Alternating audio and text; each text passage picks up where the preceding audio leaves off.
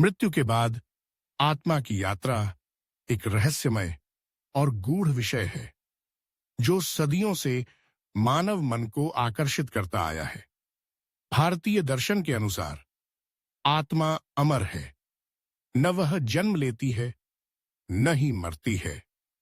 जब एक जीव का शारीरिक शरीर नष्ट होता है तब आत्मा उस शरीर को त्याग कर अपनी अगली यात्रा की ओर अग्रसर होती है।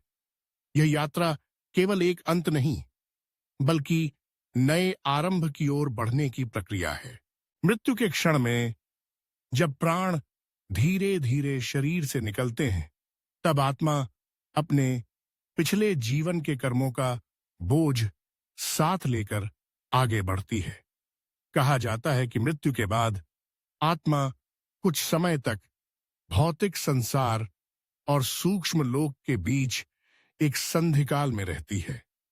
इस समय उसे अपने जीवन की घटनाओं का आभास होता है। उसने कौन से शुभ और अशुभ कर्म किए, किसे दुख या सुख दिया।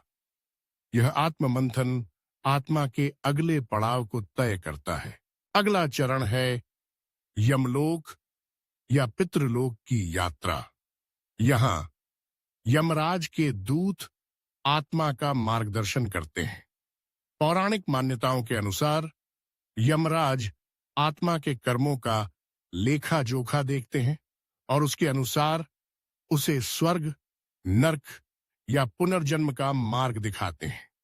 यदि आत्मा ने जीवन में पुण्य किए हैं तो उसे सुखमय लोकों में स्थान मिलता है।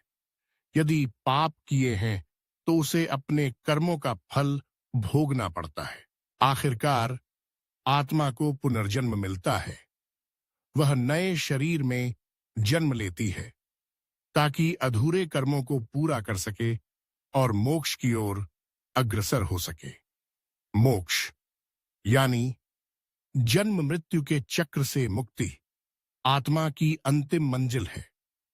जब आत्मा पूर्ण रूप से शुद्ध और कर्मों से मुक्त हो जाती है तब वह परमात्मा में लीन हो जाती है। इस प्रकार मृत्यु के बाद आत्मा की यात्रा निरंतर है, एक शरीर से दूसरे शरीर तक, एक अनुभव से दूसरे अनुभव तक, जब तक वह परम सत्य को नहीं पा लेती।